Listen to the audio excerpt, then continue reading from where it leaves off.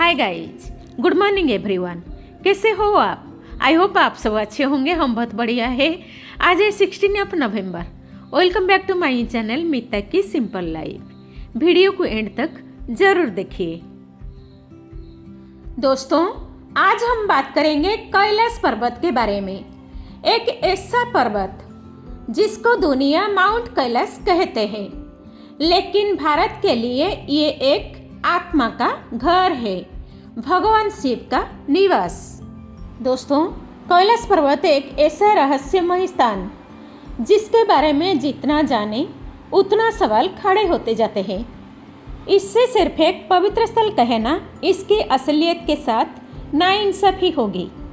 यह पर्वत अपने अंदर ऐसे अनसुने रहस्य छुपाए बैठा है जो हमारी सोच, विज्ञान और कल्पना की हर सीमा तोड़ देते हैं। लेकिन क्यों? ऐसा क्या है इस पर्वत में जिससे जानने से हमें रोका जा रहा है? साल 2001 चीन ने अचानक कैलाश पर्वत पर चढ़ाई करने पर प्रतिबंध लगा दिया। दोस्तों, सोचने वाली बात यह है, आखिर क्यों? क्या उन्होंने वहाँ कुछ ऐसा देखा जो पूरी दुनिया से छुपाया जा रहा है? और क्या कैलाश पर्वत के आसपास दिखाई जाने वाला व्यक्ति सचमुच एक रहस्यमयी प्राणी है, या फिर वह किसी अंधेरे शक्ति का रूप है जो मनुष्य को अपने जाल में फंसाने के लिए प्रकट होता है? दोस्तों, क्या जिन यात्रियों ने इसका सामना किया सच में जीवित लौटे, या कुछ और ही हुआ था जिसे हम समझ नहीं पाते? यह कैलाश पर्वत के पास ऐसे कई सच्चाई है जिससे मानव का अभी समझने के काबिल नहीं। ये सवाल जितने साधारण लगता है, उनके जवाब उतने ही रहस्य और परेशान करने वाले हैं। दोस्तों, अब जरा सोचिए, माउंट एवरेस्ट जिसकी ऊंचाई 8,848 मीटर है और इससे अब तक लगभग 7,000 भी ज़्यादा लोग फतह कर चुके हैं। दोस्तों, वही कैलाश पर्वत जिसका ऊंचाई केवल 6,638 मीटर ही है, जो ऊंचा है पर माउंट एवरेस्ट से काफ़ी कम है, फिर भी इसकी चोटी को आज तक कोई भी इंसान क्यों नहीं छू सका? दोस्तों, और जो भी इस चोटी पर पहुंचने की कोशिश करता है, वह किसी न किसी रहस्यमयी परिस्थितियों में अपना जान यूं ही गवा देता है। क्या यह महज संयोग है, या इस पर्वत में कोई ऐसे अज्ञात शक्ति है जो इससे इंसानों से बचाए रखना चाहती है? और ये तो सिर्फ शुरुआत है। कैलाश पर्वत के पास समय की गति में बदलाव क्यों महसूस होता है? दोस्तों, वहाँ गए कई यात्रियों का कहना है यहाँ समय असामान्य तरीके से तेजी से गुजरता है। दोस्तों, उनकी घड़ी सही होती है, लेकिन उनकी उम्र जैसे अचानक कई साल बढ़ जाती है। क्या ये कोई भ्रम है, या वाकई यहाँ कोई ऐसी शक्ति मौजूद है जो समय और स्थान को मोड़ने की ताकत रखती है? दोस्तों, और सबसे बड़ा सवाल, क्या सच में कैलाश पर्वत के नीचे वो रहस्यमयी प्राचीन शहर संभाला छुपा है? वो शहर जिसे कई ग्रंथों और पौराणिक कथाओं में भविष्य का शहर कहा गया है। क्या इस शहर में ऐसे कोई उन्नत सभ्यता है जो हमारी दुनिया को देख रही है लेकिन खुद को छुपाए रखना चाहती है? दोस्तों, 1999 में नासा के वैज्ञानिकों ने कैलाश पर्वत के पास कुछ ऐसे ही रहस्यमयी गतिविधियां देखी जिनके बारे में आज तक कोई स्पष्ट जानकारी मिल नहीं पाई। उन्होंने जो रिपोर्ट दर्ज की वह केवल सवाल का पहाड़ खड़ा कर देती है। दोस्तों, और जब चीन ने अपने हेलीकॉप्टर कैलाश पर्वत के तरफ भेजे, तो ऐसा क्या हुआ कि उन्हें तुरंत लौटने की आदेश दिए गए?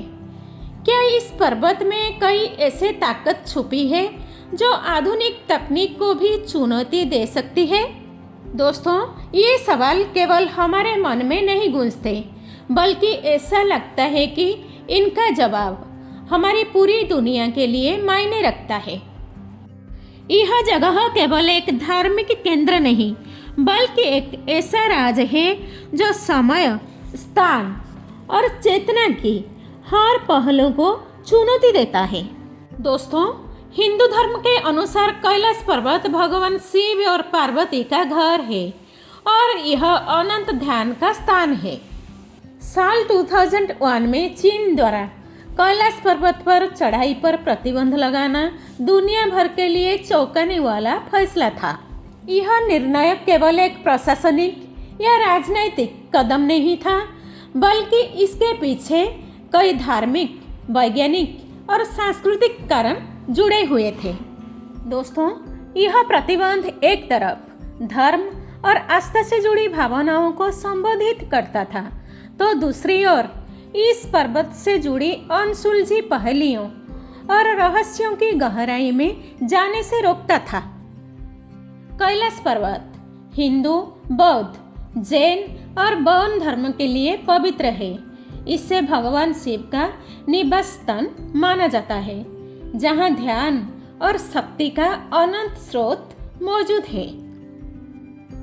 दोस्तों, जब 2001 में चीन ने एक स्पेनिश पर्वतारोहण दल को पवित्र पर्वत पर भेजने की अनुमति दी, तो यह खबर धार्मिक समुदायों में तेजी से फैल गया। इससे आध्यात्मिक और सांस्कृतिक मान्यताओं के खिलाफ दिखा गया। दुनिया भर में इस फैसले का विरोध हुआ, जिससे चीन पर दबाव बढ़ा और अंततः उसने यह अनुमति वापस ले ली। दोस्तों, इसके बाद चीन ने पूरी तरह से कैलाश पर्वत पर किसी भी तरह की चढ़ाई पर स्थायी प्रतिबंध लगा दिया। लेकिन क्या यह केवल धार्मिक विरोध का परिणाम था? क्या इसके पीछे कुछ और गहरी वजह छुपी थी? दोस्तों, कैलाश पर्वत के आसपास होने वाले कई असामान्य घटनाओं ने इस प्रतिबंध को और भी रहस्यमय बना दिया। कुछ शोधकर्ताओं का मानना है कि कैलाश पर्वत एक प्राकृतिक संरचना नहीं, बल्कि एक विशाल मानव निर्मित पिरामिड है। इसकी समरूप संरचना और इसकी चारों ओर फैली चुंबकीय ऊर्जा इस थ्योरी को और बल देती है। दोस्तों, कुछ वैज्ञानिकों का दावा है कि पर्वत के नीचे प्राचीन सभ्यता का अस्तित्व हो सकता है, या यह एक ऊर्जा केंद्र है जो आधुनिक तकनीक से परे है। इसके अलावा पर्वत के आसपास समय के असामान्य रूप से तेज जिससे गुजरने की घटनाओं की रिपोर्ट भी सामने आई है। दोस्तों, जो यात्री कैलाश के पास कुछ दिन बिताते हैं, वे अक्सर दावा करते हैं कि उनके बाल और नाखून सामान्य से अधिक तेजी से बढ़ने लगे। ऐसी घटनाओं ने कैलाश को भौतिक विज्ञान और आध्यात्मिकता के बीच एक कड़ी के रूप में स्थापित किया है।